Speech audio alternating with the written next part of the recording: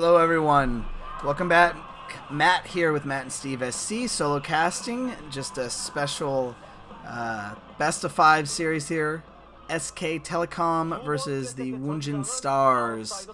Here, this is going to be ZerO versus BeSt, a Zerg versus Protoss matchup. Two very good players. ZerO ranked 10th currently on Kespa, and BeSt ranked 16. BeSt, of course, used to be up there quite high. Just kind of has played a little lesser as of lately. BeSt definitely a player I would love to see come away with a gold. Somebody who hasn't quite earned one yet, but you know, certainly a very talented player. This is going to be an outsider SE. Now, when it comes to maps changes, where you have like a new, new Neo Moonglaive or new Heartbreak Rage or whatever, usually there's changes that you can see visually fairly well, like maybe for instance on Neo Medusa they added buildable areas in the middle of the map because it used to be so unbalanced and imba against, I just said the same thing twice, it used to be so imba against Terran, and so they changed that. I sat there and stared at a map of Outsider and a map of, by the way, looks like a overpull going down for ZerO, so not going to go for a quick expansion. I'm going to see some harassing Zerglings coming out here. Anyways, yeah, I can't see any difference at all. You guys are welcome to look yourself and correct me if I'm wrong. Sometimes all they'll do on these maps is just simply change the mineral count on the mineral patches, maybe increasing, decreasing, depending, to try to balance things out that way. I mean, obviously, little things, definitely all need to be taken into consideration for stuff like this.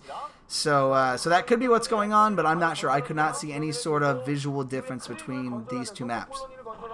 But I really like Outsider. A lot of really good games on Outsider. A map that I enjoy watching. Oh, wow, and ZerO almost going to get a probe.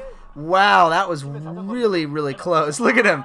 ZerO's like, man, I wish I would have got that. Did delay his hatchery a little bit, but probably not a whole lot. I like ZerO. ZerO is a player who actually shows emotion, shows expression. Just a cool guy, man. I am a total ZerO fanboy. If for those just tuning in who haven't seen the OSL videos or anything like that, where I, just love ZerO. Anyways, both of these players, not amazing. Well, I'm saying not amazing. They're both over 50% in their respective matchup here, and going for a third hatchery there as well. So ZerO going to be expanding. Other than the Zerglings not doing a whole lot. But both of these players at around a little over 50% versus their respective race, or versus, Protoss versus Zerg, Zerg versus Protoss.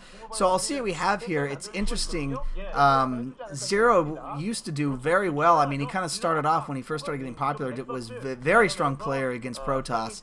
Of course, famous for beating BeSt with Queens and just using Queens in general against Protoss to his advantage. Won a whole lot of games. I mean, he beat God, he won like BeSt stats, Pure, Reach, a bunch of guys in a row, and getting a run by there. Actually, really good for ZerO. Sorry, I wasn't paying attention. I was looking at the stats there. Run by for ZerO. God, getting 5 Zerglings. Now, there is a Zealot able to run around, but we'll see if ZerO can pick off any probes. That's obviously, other than scouting, it's the goal of that, is to be able to pick off a probe or two. Oh, is he going to be able to pick off one of the Zealots? No. He's not going to be able to, but at least get some scouting down. Sees the cybernetics core. Oh, able to get one probe down, possibly getting some more here. But anyway, so both players are fairly even at this point. I mean, I would give it to ZerO just because I've seen ZerO just do so well against Protoss, but BeSt is a very, very good Protoss. Putting some Zealots on the ramp to try to fend away any sort of reinforcing Zerglings, as there they are right there. Oh, and a surround on Zerg. Oh my gosh. That was brilliant by ZerO, getting a surround on the weakest Zealot and then getting more Zerglings into the base. That's why I love ZerO. Quick thinking, creative play like that. He had Zerglings on the inside and was able to use them to his advantage, actually stopping that probe from building something there. Creep colony going down. I'm assuming the lairs going up right now. I'm assuming we're going to see some Mutalisks on this map. I think it would be something smart to do by ZerO. It is a 3-player map, something that Mutalisk can do a lot of damage on something like this. especially getting so much harassment there in the base, just kind of throwing off BeSt a little bit. BeSt has not been able to get any sort of scouting whatsoever into ZerO's base. So at this point, BeSt, unless he can get a scouting probe out there, is kind of in the dark as far as what's going on. We will have to wait and see. ZerO has excellent Mutalisk control, so definitely something that he could do a lot of damage on. We haven't seen any sort of... Oh, but a Hydralisk Den going down right now, so we might actually be seeing like a 3-hatch Lurker build going up. I'm assuming ZerO's probably going to base his tech off what he sees here. And he does, or you know what, those Hydralisks might just be to fend off the Corsairs, which are going to be coming up fairly quickly as well. A 4th hatchery going down. I'm assuming we're going to see a 5th hatchery pretty soon. ZerO is playing just fine, is getting ready to macro up. Still microing Zerglings against, what, 4 Zealots now? I'm not sure if he's going to be able to escape them or not, but just doing a good job being annoying.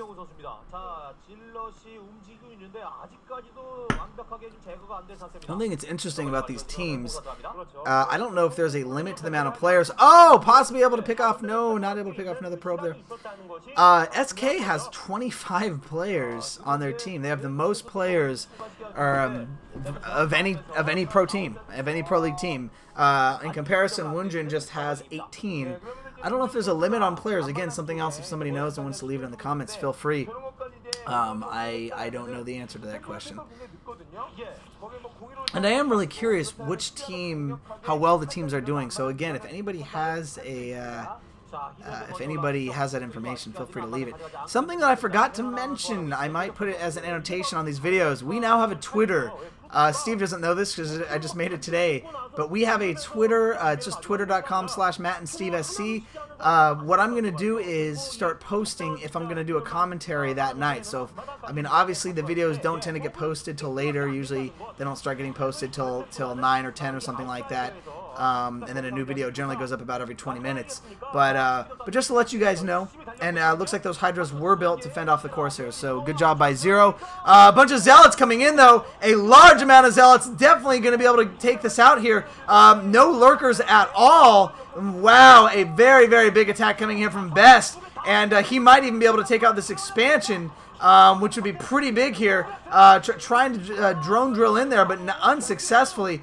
And more Hydralisks coming in. Can ZerO hold this off? I think ZerO is going to be able to hold this off here. He has enough Hydralisks, and he can micro his Hydralisks well, which he is doing, and Zerglings in the mix, so able to hold it off. BeSt only taking out the Sunkens, which is too bad for BeSt. Wow, BeSt had been able to kill more probes there and do more damage, then this really could have swung in his direction. And it looks like a Corsair going down as well to Scourge, so ZerO showing the microing beast that he is here, able to fend off this, defend his expansion, and take out a Corsair as well. Trying to get that Dragoon. Great micro by BeSt, able to save that Dragoon. 4 kills on the Dragoon. Every Dragoon counts. There are the Lurkers, so he is going to go for a 3-hatch Lurker build. I haven't seen any observers yet, but a lot of cannons going up, and ZerO looking confident in his purple glasses as usual. BeSt, I don't think BeSt has been able to take out a lot of Overlords as well either because of the all the Hydralisks in the base. Wow, a ton of cannons going up. BeSt is not messing around here. He knows that ZerO won on that battle and is going to be attacking anytime. And here comes the attack right now. So many cannons going up on the front of the base. Are the cannons going to be enough? I mean, that's probably like a $700 investment there, maybe even more than that. Maybe $800 investment or 800 mineral investment. So is that going to pay off? That is a lot of minerals that can be spent making units. I mean, that's 8 Zealots right there. So, yeah, wow, a lot of cannons. But this is going to make sure that ZerO doesn't just rush in right now, so ZerO is not going to be able to do a whole lot at the moment. He's probably going to have to tech to hide here in a moment, which we'll probably see, and then get defilers out. The problem is, once the defilers come out, those cannons are totally useless. So it is definitely buying BeSt more time, and that's what BeSt is hoping for right now. We do see a 3rd expansion going up right now for ZerO at the top right. So that's definitely going to help him out, although it certainly is scouted already by BeSt. The problem is BeSt can't do anything unless he gets some shuttles and maybe does some shuttle reaver action or something like that. I haven't seen that yet. He is starting to macro up with gateways. I haven't seen a lot of BeSt tech at this point. So right now ZerO has a very solid contain, though, which is definitely what he wants. He's going to be able to do what he wants right now, expand around the map. It looks like 2 expansions going up, both at the top right. So ZerO really trying to take a very strong lead in this game.